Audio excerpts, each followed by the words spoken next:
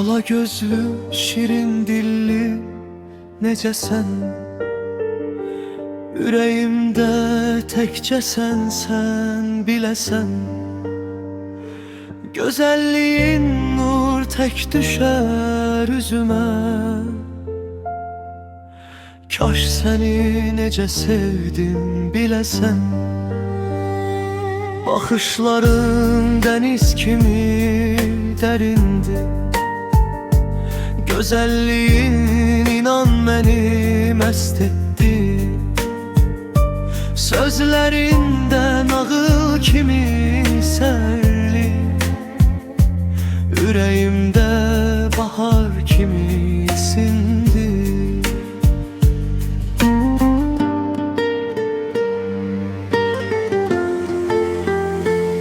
Gözlərin parlayır işıqla gözəl. İnan sənə könlüm hər zaman özəl. Neçə zaman sənə qalmışam əsrər. Ürəyimdə söndür bu sevgi gözəl. Adını yazmışam könül dəftərə.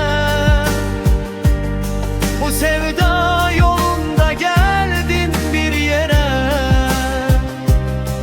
Könlüm düştü hicran adlı sefere. Sen kalbimde döndün köstek hasrete.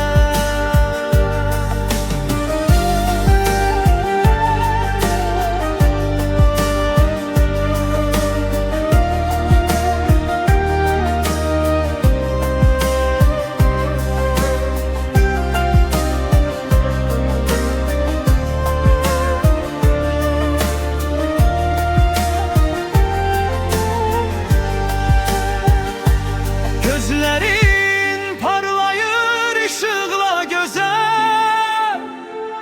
İnan sənə könlüm hər zaman özəl. Neçə zaman sən